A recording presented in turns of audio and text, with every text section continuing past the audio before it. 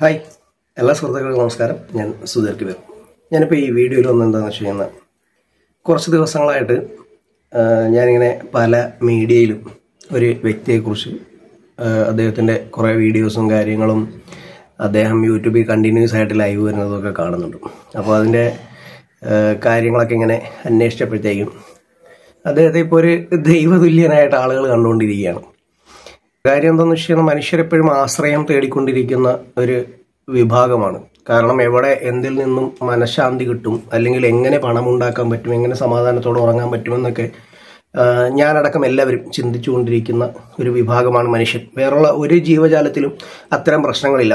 കാരണം അവർ പ്രാർത്ഥിക്കുന്നതായിട്ടോ ബാക്കിയുള്ള കാര്യങ്ങൾ ചെയ്യുന്നതായിട്ടോ ഒന്നുമില്ല. എന്നാൽ തന്നെ നമ്മൾ പ്രാർത്ഥനകൾ, നമ്മളുടെ ഒരു പോസിറ്റീവ് എനർജീസ്, വൈബ്സ്, അതൊക്കെ നമുക്കൊന്ന് അപ്ഗ്രേഡ് ചെയ്യാനും, അതുമല്ലെങ്കിൽ ആരും എന്നെ സഹായിക്കാനില്ല എന്ന് കരുതുന്ന സാഹചര്യത്തിൽ ദൈവം എന്നെ സഹായിക്കാനുണ്ട് എന്ന് വിശ്വസിക്കാനുമൊക്കെ താല്പര്യപ്പെടുന്ന മനുഷ്യരാണ് നമ്മൾ. അപ്പം മനുഷ്യരിൽ തന്നെ നിരവധി വിഭാഗങ്ങളും ഗോത്രങ്ങളും അങ്ങനെ. ഇപ്പം ഞാനൊരു ഇസ്ലാം മത വിശ്വാസിയാണ്. അപ്പോൾ പല രീതിയിലുള്ള വിശ്വാസങ്ങളും ബാക്കിയുള്ള കാര്യങ്ങളും ഒക്കെ നമുക്ക് കാണാൻ പറ്റും. പക്ഷെ ഇവിടെയൊക്കെ ഒരു ബേസിക് പറഞ്ഞു കഴിഞ്ഞാൽ ഒരു വിശ്വാസം, ദൈവമുണ്ട് എന്നും അദ്ദേഹം നമ്മളുടെ കാര്യങ്ങൾ നോക്കും എന്നുള്ള ഒരു ലോജിക്ക് അല്ലെങ്കിൽ ഒരു വിശ്വാസം വെച്ചിട്ടാണ് നമ്മൾ. ആ ഒരു ലോജിക് ഉണ്ടോ ഇല്ലയെന്ന് ഞാൻ അതിനെക്കുറിച്ച് പറയാൻ ആഗ്രഹിക്കുന്നില്ല. പക്ഷെ ചിലപ്പോൾ പല കാര്യങ്ങളിലും നമുക്ക് അത്തരത്തിലൊരു ഫീല് കിട്ടാറുണ്ട്, അങ്ങനെ നമുക്ക് നമ്മുടെ കാര്യങ്ങൾ നടക്കുന്നുണ്ട് എന്ന്. പക്ഷെ പലപ്പോഴും നമ്മൾ ചെയ്തു വെച്ച പ്രവൃത്തിയുടെ ഫലമായിട്ട്, അല്ലെങ്കിൽ നമ്മൾ ഉണ്ടാക്കി വെച്ച ബന്ധങ്ങളുടെ ഫലമായിട്ട് നമ്മുടെ ചുറ്റും നിൽക്കുന്ന മനുഷ്യരാണ് നമ്മളെ പലപ്പോഴും സഹായിക്കുന്നത്. ഒരിക്കലും ദൈവം നേരിട്ട് ഇറങ്ങി വന്ന് എവിടെയും എന്തും ചെയ്തതായിട്ടില്ല. പല വിശുദ്ധ ഗ്രന്ഥങ്ങളിലും അല്ലെങ്കിൽ അതുപോലുള്ള കാര്യങ്ങളിലും ദൈവം മാലാഖമാരെ ഇറക്കി സഹായിച്ചിട്ടുണ്ട് എന്നൊക്കെ പറയുന്നു എന്നല്ലാതെ നമ്മൾക്കാർക്കും അതൊന്നും അനുഭവത്തിലില്ല. മരിച്ചുപോയവരാരും തിരിച്ചു വന്ന് നമ്മളോടൊന്നും പറഞ്ഞു തന്നിട്ടില്ല. അത്തരത്തിലുള്ള കാര്യങ്ങളൊക്കെ ഞാനിത് എന്തുകൊണ്ടാണ് പറയുന്നതെന്ന് വെച്ച് കഴിഞ്ഞാൽ, ഏകദൈവ വിശ്വാസം എന്ന് പറയുന്ന ഒരു കോൺസെപ്റ്റിൽ വിശ്വസിക്കുന്ന ഒരാളാണ് ഞാൻ. എല്ലാത്തിലും ഒരു സൃഷ്ടാവ് ഉണ്ടായിരിക്കണം, അല്ലെങ്കിൽ ഇതൊന്നും ഉണ്ടാവില്ല, ബിഗ് ബാങ്ങിലൂടെ ഒരു സംഭവം ഉണ്ടായി എന്ന് പറയുന്നതിനോട് നമുക്ക് യോജിക്കാൻ പറ്റുന്നൊരു കാര്യത്തിലല്ല. എന്നാൽ തന്നെ സയന്റിഫിക്കലി ഇന്നിപ്പോൾ ഒരുപാട് കാര്യങ്ങൾക്ക് തെളിവുകൾ ആവശ്യമാണ്. അത് ഉണ്ടോ ഇല്ലയോ എന്നുള്ള കാര്യത്തിൽ പോലും നമുക്ക് കൃത്യമായ ഒരു ധാരണയില്ലാത്ത ഒരു ലൈഫാണ് നമ്മുടെയൊക്കെ. നാളെ എന്തെന്ന് നമുക്കറിയില്ല, ഇന്നലെ എന്തായിരുന്നു എന്ന് മാത്രമേ നമുക്കറിയൂ. ഓക്കെ, അപ്പോൾ അങ്ങനത്തെ ഒരു സിറ്റുവേഷനിലാണ് നമ്മൾ പോകുന്നത്. അപ്പം ഞാൻ നിങ്ങളോടൊരു ചെറിയ ഒരു കഥ പറയാം. ഇതിൻ്റെ അകത്ത് ഒരു അമ്പലം, അല്ലെങ്കിൽ ഒരു പള്ളി, അതുമല്ലെങ്കിൽ ഒരു ചർച്ച്, മീൻസ് പള്ളി എന്ന് ഉദ്ദേശിച്ചത് ഞാൻ മുസ്ലിം പള്ളിയാണ്. അപ്പോൾ പള്ളി അല്ലെങ്കിൽ ചർച്ച്, ഇവിടെയുള്ള പുരോഹിതൻ അല്ലെങ്കിൽ ഉസ്താദ്, അതുമല്ലെങ്കിൽ ജ്യോതിഷി അല്ലെ പൂജാരി, ഇവരൊക്കെ ചെയ്തുകൊണ്ടിരിക്കുന്ന അല്ലെങ്കിൽ ചെയ്തുകൊണ്ടിരുന്ന, ഇപ്പോഴും ചെയ്തുകൊണ്ടേയിരിക്കുന്ന ഒരു കാര്യത്തെക്കുറിച്ചാണ് ഞാൻ ഈ ഒരു അവസരത്തിൽ പറയാൻ ആഗ്രഹിക്കുന്നത്. അപ്പം ഇത് മറ്റു ചില ആളുകൾക്ക് എന്തായിരിക്കും, ഒരു ദൂരദേശങ്ങളിലുള്ള ഒരു വലിയ ഒരു ദർഗയായിരിക്കാം, അതുമല്ലെങ്കിൽ വളരെ ദൂരെയുള്ള ഒരു പള്ളിയായിരിക്കാം, അതുമല്ലെങ്കിൽ ഒരു മീൻസ് പള്ളിയെന്ന് ഇവിടെ ഉദ്ദേശിച്ച ചർച്ചാണ് കേട്ടോ. അപ്പം മറ്റൊരു വിഭാഗത്തിന് ഇത് വലിയൊരു ക്ഷേത്രമായിരിക്കാം. അതും എന്തുമാവാം. സ്ഥലവും വ്യക്തികളും വ്യത്യസ്തരാണെങ്കിലും വാഗ്ദാനമെല്ലാം ഒന്നാണ്. ഇവിടെ എല്ലായിടത്തും, പള്ളിയിലും അമ്പലത്തിലും ചർച്ചിലും ഇവിടെ ഒരു ഏലസ് കൊടുക്കുന്നു. അബ്സല്യൂട്ട്ലി ഫ്രീ ആണ്. ഏലസിന്റെ ദാനം എന്ന് പറയുന്നത് തികച്ചും സൗജന്യമാണ്. ആരും 10 പൈസ കൊടുക്കേണ്ട. അവിടെ ചെല്ലുക, ഏലസ് വാങ്ങുക, പോരുക എന്നുള്ളത് മാത്രം നിങ്ങൾ ചെയ്താൽ മതി. അപ്പോൾ ലക്ഷക്കണക്കിന് ആളുകളിലൊന്നും ഈ സാധനം എത്തിയിട്ടില്ല. ആകെ ഒരു 200-300 ആളുകളിലേക്ക് ഈ ഒരു മെസ്സേജ്, അവിടെ ചുറ്റുവട്ടത്തുള്ള ആളുകളിലേക്ക് ഈ ഒരു മെസ്സേജ് പാസ് ചെയ്യപ്പെട്ടു. ആളുകൾ തീർച്ചയായിട്ടും സ്വാഭാവികമായിട്ടും ഈ ഒരു കാര്യം, കാരണം ഞാൻ നേരത്തെ പറഞ്ഞതുപോലെ വിശ്വാസത്തിന്റെ പുറത്ത് എന്തെങ്കിലും കിട്ടുമോ, എവിടെയെങ്കിലും രക്ഷ കിട്ടുമോ, എവിടെയെങ്കിലും സമാധാനം കിട്ടുമോ എന്ന് ചിന്തിച്ചും ആലോചിച്ചും, ഉണ്ടാക്കിയ പണം നഷ്ടപ്പെട്ടു പോകുമോ, ഉണ്ടാക്കിയ പണം കടം കയറി പോകുമോ, ഇനി കടം ചോദിച്ചാൽ പോലും കിട്ടുന്നില്ല, അത് എൻ്റെ ജീവിതത്തിന്റെ പ്രശ്നമാണോ എന്ന് ചിന്തിക്കുന്ന നിരവധി വിഭാഗം ആളുകൾ നമ്മുടെ ചുറ്റിലും ജീവിക്കുന്നുണ്ട്. പല അസുഖങ്ങൾ കൊണ്ട് ബുദ്ധിമുട്ടുന്നവരുണ്ട്, സാമ്പത്തിക പ്രയാസങ്ങൾ കൊണ്ട് ബുദ്ധിമുട്ടുന്നവരുണ്ട്. അപ്പോൾ ഇത്തരം ആളുകളൊക്കെ എവിടെയാണ് ഒരു കച്ചിത്തുരുമ്പ് കിട്ടുന്നത് അന്വേഷിച്ചുകൊണ്ടിരിക്കുമ്പോഴാണ് ഈ വാർത്ത കേൾക്കുന്നത്. സോ അതിലൊരു 10-300 ആളുകൾ ഈ പറഞ്ഞ സ്ഥലത്തേക്ക് പോവുകയാണ്. അവിടെ നിന്നും ഇവർ ഈ ഏലസ് വാങ്ങുകയാണ്. 300 പേരാണ് വാങ്ങിയത്. ഓക്കെ, ഇതിൻ്റെ അകത്ത് വെറും 3 പേർക്ക് അവരുടെ സ്വന്തം പ്രയത്നം കൊണ്ട്, അവരുടെ സ്വന്തം കഷ്ടപ്പാട് കൊണ്ട് അവരുടെ ജോലി കിട്ടി. അല്ലെങ്കിൽ അവരുടെ ഒരു കർഷകനാണ്, പുള്ളിക്ക് ആ വർഷം നല്ല വിളവ് കിട്ടി. ഇതൊക്കെ അയാൾ പണിയെടുത്തതിൻ്റെ ഭാഗമാണ്. പക്ഷേ സ്വാഭാവികമായിട്ടും അയാൾ അതിന് പിന്നിലൊരു കാരണം കൂടെയുണ്ട്. ഈ ഒരു ALS കയ്യിൽ കിട്ടിയപ്പോൾ അയാൾ കരുതി ഈ വർഷം എനിക്ക് നല്ല വിളവുണ്ടാവും, അതുകൊണ്ട് കുറച്ചും കൂടി വിത്ത് ഇറക്കാം, കുറച്ചും കൂടി കൃഷി ചെയ്യാം. കാരണം എൻ്റെ കയ്യിൽ അമ്പലത്തിലെ, പള്ളിയിലെ, ചർച്ചിലെ ALS ഉണ്ട്. അത് പ്രവർത്തിക്കുന്ന അത്ഭുത ശക്തി കാരണം എനിക്ക് കുറച്ചും കൂടി വിളവ് എടുക്കാനായിട്ട് സാധിക്കുമെന്ന് പറഞ്ഞ് അദ്ദേഹം കൂടുതൽ കൃഷി ചെയ്തു, കൂടുതൽ വിത്തിട്ടു, വളമിട്ടു, ബാക്കിയുള്ള കാര്യങ്ങൾ ചെയ്തു, കഠിനാധ്വാനം ചെയ്തു. റിസൾട്ട് വന്നപ്പോൾ ബാക്കിയുള്ളവരെക്കാളൊക്കെ പുള്ളിക്ക് റിസൾട്ട് ഉണ്ടായി. അത് പുള്ളിയുടെ വർക്കിന്റെ ഭാഗമാണ്. ഇനി ഒരു ആൾക്ക് ഓഫീസിൽ ജോലി കിട്ടി. ആകെ 3 പേർക്കാണ് 300 പേരിൽ റിസൾട്ട് ഉണ്ടായിരിക്കുന്നതെന്ന് നിങ്ങൾ മനസ്സിലാക്കുക. ഈ 3 പേരിൽ ഒരാൾക്ക് ജോലി കിട്ടി. അയാൾക്ക് ജോലി കിട്ടാനുണ്ടായ കാരണം, അയാൾ അതുവരെയും പല ഓഫീസുകളുടെ വാതിലുകളും നിരങ്ങി, ഒരുപാട് ആളുകളെ കണ്ടു, കാര്യങ്ങളൊക്കെ പറഞ്ഞു. ഇങ്ങനെയൊക്കെ പറഞ്ഞു വെച്ചിരുന്ന കൂട്ടത്തിൽ നിന്നും പെട്ടെന്ന് ഒരു വേക്കൻസി വന്നു. അദ്ദേഹം നേരത്തെ ചെയ്തു വെച്ച കാര്യമാണ്. അതുകൊണ്ട് തന്നെ അദ്ദേഹത്തിന് ഒരു കോൾ വരുന്നു, നിങ്ങളൊന്ന് വന്ന് ഇന്റർവ്യൂ അറ്റൻഡ് ചെയ്യൂ. അന്ന് നിങ്ങൾ വന്നപ്പോൾ നിങ്ങളുടെ പെർഫോമൻസ് തീരെ ഞങ്ങളുടെ മാനേജ്മെന്റിന് പറ്റിയിരുന്നില്ല. നിങ്ങളുടെ പെർഫോമൻസ് മെച്ചപ്പെട്ടിട്ടുണ്ടോ എന്നും കൂടി നമുക്കൊന്ന് നോക്കാം, ഞങ്ങൾക്കിപ്പോൾ ഒരു വേക്കൻസി ഉണ്ട് എന്ന് പറഞ്ഞാൽ അദ്ദേഹത്തിന് ഒരു കോൾ വരുന്നു. അദ്ദേഹം നേരെ പോയി. അപ്പോൾ അദ്ദേഹത്തിന്റെ കയ്യിൽ ഒരു ALS ഉണ്ട്. സോ അതൊരു കോൺഫിഡൻസ് ജനറേറ്റ് ചെയ്തു. ഈ പ്രാവശ്യം എനിക്ക് എന്തായാലും ജോലി കിട്ടും, കാരണം എനിക്ക് എൻ്റെ ഉസ്താദ് ഓതി തന്ന, എൻ്റെ പൂജാരി ജപിച്ചു തന്ന, എൻ്റെ പള്ളിയിലെ അച്ഛൻ എഴുതി തന്ന ഒരു ALS എൻ്റെ കയ്യിലുണ്ട്.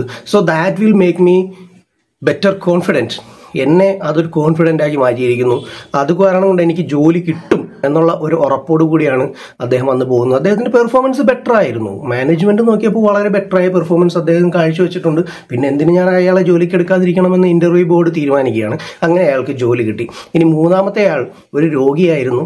അയാൾ നിരവധി മരുന്നുകളൊക്കെ ട്രൈ ചെയ്തിരുന്നു. അവസാനമായിട്ട് കണ്ട ഡോക്ടർ പറഞ്ഞു, ഇത് വളരെ സിമ്പിളായിട്ടുള്ള ഒരു അസുഖമാണ്, അതിന് ഇന്ന മരുന്ന് കഴിച്ചാൽ മതി എന്ന് പറഞ്ഞിട്ട് ആ മരുന്ന് കഴിക്കാൻ തുടങ്ങിയിരുന്നു. അതിനുശേഷമാണ് ഇദ്ദേഹം എന്തായാലും ഈ പള്ളിയിൽ പോയി, അമ്പലത്തിൽ പോയി, ചർച്ചിൽ പോയി ALS കൂടി കെട്ടാമെന്ന് കരുതുന്നത്. അദ്ദേഹത്തിന്റെ അസുഖം സ്വാഭാവികമായിട്ടും മരുന്നിന്റെ പ്രതിപ്രവർത്തനം കൊണ്ടോ അതുമല്ലെങ്കിൽ പ്രാർത്ഥനകൾക്ക് ഒരുപാട് ശക്തിയുണ്ട്. That will be make a positive energy in our mind.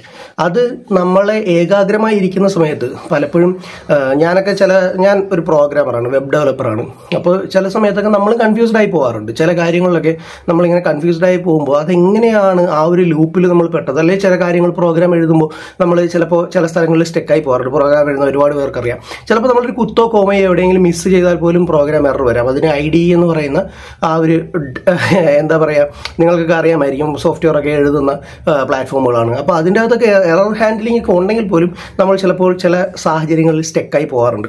അപ്പോൾ നമ്മൾ ഏകാഗ്രമായിട്ടിരുന്നിട്ട് എവിടെയായിരിക്കും എനിക്ക് മിസ്റ്റേക്ക് പറ്റിയത് എന്ന് നമ്മൾ വളരെ കൂലങ്കഷമായിട്ട്, വളരെ കാം മൈൻഡായിട്ടിരുന്നിട്ട് നമ്മൾ ചിന്തിച്ച് കഴിഞ്ഞാൽ നമുക്ക് ചിലപ്പോൾ പെട്ടെന്ന് കിട്ടാറുണ്ട്. ഇത് സംഭവിക്കുന്നത് എന്തുകൊണ്ടാണ്? നമ്മുടെ ഏകാഗ്രമായ മനസ്സിന് ആ ഒരു കാര്യത്തെ പെട്ടെന്ന് ഇങ്ങനെ സ്റ്റെപ്പ് ബൈ സ്റ്റെപ്പ് അനലൈസ് ചെയ്യാനൊക്കെയുള്ള കഴിവുണ്ട്. ഇതുപോലെയാണ് രോഗം സംഭവിക്കുന്ന സമയത്തും നമ്മൾ എടുക്കുന്ന റെസ്റ്റ്, നമ്മൾ ചിന്തിക്കുന്ന ആ ഒരു ചിന്താഗതികൾ നമ്മുടെ ഈ രോഗം മാറുകയാണ്. നമ്മളിപ്പോൾ രോഗം മാറിക്കൊണ്ടിരിക്കുകയാണെന്ന് നമ്മൾ ചിന്തിക്കുമ്പോൾ തന്നെ നമ്മുടെ മനസ്സിന് ഒരു പവർ വരും. നമ്മുടെ ശരീരം അതിനനുസരിച്ച് പ്രതികരിക്കാൻ തുടങ്ങും. എനിക്കിപ്പോൾ ഒന്നും ഓർക്കാൻ കഴിയുന്നില്ല എന്ന് ചിന്തിക്കുന്ന ഒരാൾക്ക് ഓർമ്മശക്തി നശിച്ചുകൊണ്ടേയിരിക്കും, കുറഞ്ഞുകൊണ്ടേയിരിക്കും. ഇതൊക്കെ സയന്റിഫിക്കലി പ്രൂവൺ ആയിട്ടുള്ള കാര്യങ്ങളാണ്. എനിക്കിപ്പോൾ ഞാനത് മറന്നുപോയി എന്ന് സ്ഥിരമായിട്ട് പറയുന്ന ആളുകൾക്ക് ആ മറവി വീണ്ടും കൂടിക്കൊണ്ടേയിരിക്കും. പക്ഷെ ഞാനതൊന്ന് ഓർക്കാൻ ശ്രമിക്കുകയാണ് എന്ന് ശ്രമിക്കുന്ന ആളുകൾക്ക് കഴിയുകയും ചെയ്യും. അപ്പോൾ ഇതൊക്കെ നമ്മൾ വേണമെന്ന് വിചാരിക്കുമ്പോൾ നമുക്ക് ചെയ്യാൻ പറ്റുകയും വേണ്ടാന്ന് വെക്കുമ്പോൾ നമുക്ക് ഒഴിവാക്കാൻ പറ്റുകയും ചെയ്യുന്ന കാര്യങ്ങളാണ്. ഇത് ശരീരത്തിലും പ്രതിപ്രവർത്തനങ്ങൾ ഉണ്ടാക്കുന്ന കാര്യമാണ്. എന്ന് നാളെ പോകാം എന്ന് നീട്ടി വെക്കുന്ന ആളുകൾക്ക് ആ കാര്യം ഒരിക്കലും നടക്കില്ല. അതേസമയം ഇന്ന് പോകാൻ പറ്റിയില്ലെങ്കിൽ മാത്രം നാളെ പോകാം എന്ന് ചിന്തിക്കുന്ന ഒരു വിഭാഗമുണ്ട്. ഇന്ന് എങ്ങനെയും പോയേ പറ്റൂ എന്ന് ചിന്തിക്കുന്ന ആളുകളുമുണ്ട്. അപ്പോൾ ഇതാണ് വ്യത്യാസം. ഈ ഒരു വ്യത്യാസം കൊണ്ടാണ് ഈ 3ാമത്തെ ആളുടെ അസുഖം മാറിയത്. അപ്പോൾ 300 പേരിൽ 3 പേർക്ക് റിസൾട്ട് കിട്ടി. ഈ 3 പേര് സ്വാഭാവികമായിട്ടും അവർ കടുത്ത വിശ്വാസികളായി, ALSന്റെ കടുത്ത വിശ്വാസികളായി. അവരെന്ത് ചെയ്തു? എനിക്കിത് റിസൾട്ട് കിട്ടി എന്ന് അവിടെ വന്ന് പബ്ലിക്കായിട്ട് പറഞ്ഞു. അല്ലെങ്കിൽ ആ വന്ന് പൂജാരിയോട് പറഞ്ഞ ആളുകളോട് പൂജാരി പറയുകയാണ്, നിങ്ങൾക്കിത് നല്ല റിസൾട്ട് കിട്ടിയല്ലേ, അപ്പോൾ നിങ്ങളിതൊരു 100 പേരോട് പറയണം. എന്നാലല്ലേ ആ ഒരു നന്ദി നമ്മൾ കാണിക്കാൻ ഉള്ളൊരവസരമുള്ളൂ. നിങ്ങളൊരു 100 പേരോട് ഈ നിങ്ങൾക്ക് കിട്ടിയ ഗുണത്തെക്കുറിച്ച് പറയണം. അവർ 100 പേരോട് പറഞ്ഞു. വീണ്ടും 300 പേരിലേക്ക് ഇതെത്തി. സ്വാഭാവികമാണ് അല്ലേ? 3 പേര്, ഒരാൾ 100 പേരോട് പറയുമ്പോൾ 300 പേരിലേക്ക് എത്തി. ആ വന്ന ആളുകളിൽ ഒരു 5 പേർക്ക് റിസൾട്ട് കിട്ടിയാൽ അത് വീണ്ടും 500 പേരിലേക്ക് എത്തുകയാണ്. ഇത് സത്യത്തിൽ ഈ സമൂഹത്തിൽ ഇന്ന് നടന്നുകൊണ്ടിരിക്കുന്ന ഒരു വ്യക്തമായ കൊള്ളയാണ്, വിശ്വാസത്തിൻ്റെ ചൂഷണമാണ്. നിങ്ങളിത് മനസ്സിലാക്കണം. പ്രിയപ്പെട്ട മനുഷ്യരെ, നിങ്ങൾ മനസ്സിലാക്കണം. നിങ്ങൾക്ക് നിങ്ങളുടെ സൃഷ്ടാവിലേക്ക്, അങ്ങനെ ഒരു സൃഷ്ടാവ് ഉണ്ടെന്ന് നിങ്ങൾ വിശ്വസിക്കുന്നുണ്ടെങ്കിൽ തീർച്ചയായും ആമീർ ഖാന്റെ PK എന്ന് പറയുന്ന സിനിമ പറയുന്നത് പോലെ ഇത് റോങ് നമ്പറാണ്. എന്താണ് അവിടെ റോങ് നമ്പർ? സ്വാമിജി, ഭഗവാനുമായിട്ട് സംസാരിക്കാൻ അങ്ങ് ടെക്നോളജി ഉപയോഗിക്കുന്നുണ്ട്, പക്ഷെ ഒന്നും ശരിയല്ല. അങ്ങയുടെ കോളെല്ലാം റോങ് നമ്പർ ആകുകയാണ്. എവിടെയോ ഒരു സ്ഥലത്ത് ഡ്യൂപ്ലിക്കേറ്റ് ഗോഡ് ഉണ്ട്. അദ്ദേഹമാണ് ഈ സംസാരിച്ചോണ്ടിരിക്കുന്നത്. എന്താ നിങ്ങൾ പറഞ്ഞു വരുന്നത്? ഞാൻ പറഞ്ഞുതരാം. നമ്മളെല്ലാം ദൈവത്തിന്റെ മക്കളല്ലേ? അതെ, അതിനെന്താ? അതായത് അങ്ങയുടെ മകൻ ഒരു പ്രശ്ന പരിഹാരത്തിന് അങ്ങയുടെ അടുത്തേക്ക് വന്നാൽ സ്വാമിജി എന്ത് ചെയ്യും? നിങ്ങൾക്കൊരു ഇടനിലക്കാരന് ആവശ്യമില്ല. നിങ്ങൾക്ക് അദ്ദേഹവുമായിട്ട് ഡയറക്റ്റ് സംവദിക്കാൻ, അദ്ദേഹത്തിന്റെ മക്കളാണ് നിങ്ങളെന്ന് വിശ്വസിക്കുന്നുണ്ടെങ്കിൽ, അദ്ദേഹം സൃഷ്ടിച്ചതാണ് നിങ്ങളെ എന്ന് വിശ്വസിക്കുന്നുണ്ടെങ്കിൽ നിങ്ങൾക്ക് ഡയറക്റ്റ് അദ്ദേഹവുമായിട്ട് കമ്മ്യൂണിക്കേറ്റ് ചെയ്യാം. ഇനി നിങ്ങൾക്ക് ചില സ്ഥലങ്ങളിൽ പോയാൽ ചിലപ്പോൾ പ്രത്യേക പോസിറ്റീവ് വൈബ്സ് ഫീൽ ചെയ്യാറുണ്ട്. അപ്പോൾ അങ്ങനെ പോകുന്ന സാഹചര്യങ്ങളിൽ നിങ്ങൾക്ക് കിട്ടുന്ന ഒരു വൈബ്സ്, അത് നിങ്ങളുടെ യാത്ര കൊണ്ട് നിങ്ങൾക്ക് കിട്ടുന്നതാണ്, നിങ്ങളുടെ മനസ്സിൻ്റെ ഒരു സന്തോഷം കിട്ടുന്നത്. അത്തരം കാര്യങ്ങളൊക്കെ നിങ്ങൾ ചെയ്യുന്നതിന് തെറ്റൊന്നും ഞാൻ പറയത്തില്ല. പക്ഷേ എന്നാൽ തന്നെയും അവിടെ നടക്കുന്ന ചൂഷണങ്ങളിലും ഈ പറഞ്ഞ ഹേലസിൻ്റെ മാന്ത്രിക വിദ്യയിലുമൊക്കെ നിങ്ങൾ വിശ്വസിക്കുന്നുണ്ടെങ്കിൽ തീർച്ചയായിട്ടും പ്രിയപ്പെട്ട മനുഷ്യരെ, നിങ്ങൾ ഭയങ്കര അബദ്ധങ്ങളാണ് കാണിച്ചുകൊണ്ടിരിക്കുന്നത്. നിങ്ങളുടെ ഉള്ളിലുള്ള ഇൻറ്റേർണൽ പവേഴ്സിനെ ഉണർത്തുന്നതിന് പകരം മറ്റുള്ള ആളുകളിലേക്ക് അമിതമായി ആശ്രയിക്കുകയും അവരെ ഉയർത്തി തലയിൽ വയ്ക്കുകയും അവസാനം അവർ ഫ്രോഡുകളാണെന്ന് അറിയുമ്പോൾ നെഞ്ചു പൊട്ടി കരയുകയും ചെയ്യേണ്ടി വരുന്ന ഒരു സാഹചര്യത്തിലേക്ക് പ്രിയപ്പെട്ട മനുഷ്യരെ നിങ്ങൾ പോകാതിരിക്കുക. നിങ്ങളുടെ സൃഷ്ടാവിന് നിങ്ങളുടെ കാര്യങ്ങൾ നോക്കാൻ, നിങ്ങൾക്ക് ആഹാരം തരാൻ അദ്ദേഹത്തിന് കഴിവുണ്ട്. നിങ്ങൾക്ക് അസുഖങ്ങൾ വന്നെങ്കിൽ അത് പരീക്ഷണമാണെന്നും ബാക്കിയുള്ള 297 പേര് ഇവിടെ പരാജയപ്പെട്ടെങ്കിൽ അത് അവരുടെ വിധിയാണെന്ന് കരുതി അവർ സമാധാനിക്കുമ്പോൾ ബാക്കി വെറും 3 പേർക്ക് അവരുടെ പ്രയത്നം കൊണ്ടുണ്ടായ ആ ഒരു റിസൾട്ടിനെ കച്ചവടവൽക്കരിക്കുന്ന ഇത്തരം ആൾ ദൈവങ്ങളെയും ഇത്തരം ഉസ്താദുമാരെയും ഇത്തരം ചർച്ചിലെ പാതിരികളെയും ഇത്തരം അമ്പലത്തിലെ പൂജാരിമാരെയും നിങ്ങൾ ഒരിക്കലും വിശ്വസിക്കരുത്. എനിക്കത് പ്രധാനമായും പറയാനുള്ളത്, ഇന്ന് ഞാൻ ഈ ഒരു സമൂഹത്തിൽ കണ്ടുകൊണ്ടിരിക്കുന്ന പല കാര്യങ്ങളാണ്. അതിൻ്റെ അകത്തേക്ക് എങ്ങനെയാണ് ആളുകൾ എത്തിച്ചേരുന്നതെന്ന് അയാൾ തന്നെ ആ ഒരു വീഡിയോയിലൂടെ വ്യക്തമാക്കുന്നത് ഞാൻ കേട്ടു. ഞാൻ ആരെങ്കിലും പിടിച്ചു നിർത്തിയിട്ടുണ്ടോ? ഞാൻ ഈ ലിങ്ക് ഓപ്പൺ ആക്കി ഇട്ടുന്നല്ലാതെ ഞാൻ ഒരാളുമായിട്ട് കമ്മ്യൂണിക്കേഷൻ പോലും ഇല്ല. ഗ്രൂപ്പിൽ എന്തെങ്കിലും മെസ്സേജ് ഇടുന്നതല്ലാതെ ഒരാളുമായിട്ട് കമ്മ്യൂണിക്കേഷൻ ഇല്ലാന്ന് ഉണ്ടോ? ഇല്ല. പിന്നെ ഞാൻ ഇവരെ എങ്ങനെ ക്യാൻവാസ് ചെയ്യാ?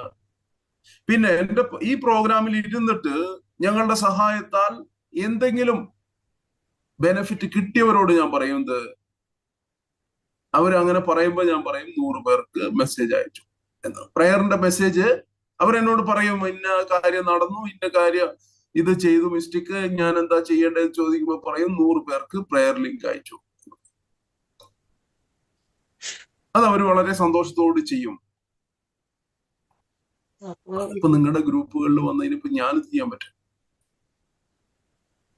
അത് ഞാനല്ലല്ലോ ചെയ്യുന്നത്, അവരല്ലേ ചെയ്യുന്നത്. നിങ്ങൾക്ക് എന്തെങ്കിലും റിസൾട്ട് കിട്ടിയിട്ടുണ്ടെങ്കിൽ നിങ്ങൾ 100 പേരുടെ ഗ്രൂപ്പുകളിലേക്ക് മെസ്സേജ് അയക്കുക. അതാണ് അദ്ദേഹം കൊടുത്ത സന്ദേശം. അത് ഞാൻ റെക്കോർഡ് ചെയ്ത് വെച്ചിട്ടുണ്ട്.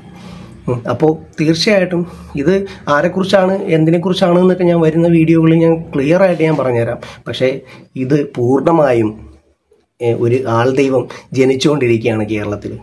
ഉറപ്പായും ഇത് വലിയ ഒരു സാമൂഹിക വിപത്തായി മാറും.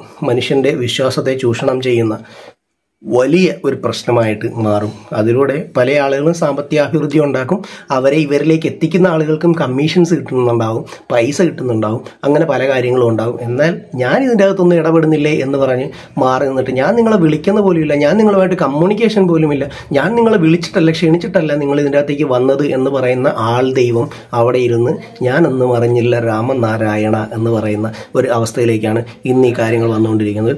തീർച്ചയായിട്ടും അതിൻ്റെ കൂടുതൽ റിവീലേഷൻ ഞാൻ നടത്തും. ഓക്കെ, അപ്പോൾ എന്തായാലും നിങ്ങൾ മനസ്സിലാക്കുക, ഇദ്ദേഹം ഇതിനു മുമ്പ് തമേസ് എന്ന് പറയുന്ന വലിയൊരു കമ്പനിയുടെ പിന്നിൽ പ്രവർത്തിച്ചിരുന്ന ഒരു വ്യക്തിയാണ്. കോടിക്കണക്കിന് രൂപ ആളുകൾക്ക് നഷ്ടം വരുത്തിയ ഒരു കമ്പനിയാണ് തമേസ് LLB. അപ്പോൾ അത് അടച്ചുപൂട്ടിപ്പോയി, ഇപ്പോൾ പെർമനൻ്റ്ലി ക്ലോസ്ഡ് ആണ്. ആ കമ്പനിയുടെ പിന്നിൽ പ്രവർത്തിച്ച ആളാണ്. ഇപ്പോൾ നിങ്ങൾക്ക് ആളെ മനസ്സിലായിട്ടുണ്ടാവും. അതുകൊണ്ട് തന്നെ നിങ്ങൾ പോയി പെടരുത്. എനിക്ക് നിങ്ങളോട് പറയാനുള്ള ഒരു റിക്വസ്റ്റ് അതാണ്, നിങ്ങൾ പോയി പെടരുത്. Time will heal everything. എല്ലാത്തിനെയും സമയം മായ്ക്കും, അല്ലെങ്കിൽ സമയം എല്ലാത്തിനെയും എന്താ പറയുക, പൊറുപ്പിക്കും, അല്ലേ, മായ്ക്കും എന്നല്ല, ശരിക്കും പറയാൻ ഹീൽ ചെയ്യുക എന്ന് പറയും. എന്ന് വെച്ചാൽ ഇപ്പോൾ അസുഖമുണ്ടെങ്കിൽ അസുഖം ഭേദപ്പെടുത്തും എന്നൊക്കെ പറയുന്നത് പോലെ ടൈം വിൽ ഹീൽ എവറിത്തിങ് എന്നാണ്. അപ്പോൾ നിങ്ങൾ ഇത്രയും മാത്രം മനസ്സിലാക്കുക, ഇതൊന്നും ആരുടെയും കഴിവ് കൊണ്ട് സംഭവിക്കുന്നതല്ല. നിങ്ങൾക്ക് നിങ്ങളുടെ സൃഷ്ടാവിലേക്ക് നടക്കണമെങ്കിൽ തീർച്ചയായിട്ടും ഇടയ്ക്കൊരു ഇടനിലക്കാരൻ്റെ ആവശ്യമില്ല. അവർ ആരോ ആണ് എന്ന് കാണിക്കാൻ വേണ്ടിയിട്ടുള്ള ഒരു പ്രഹസനമാണ്. So take care. Thank U.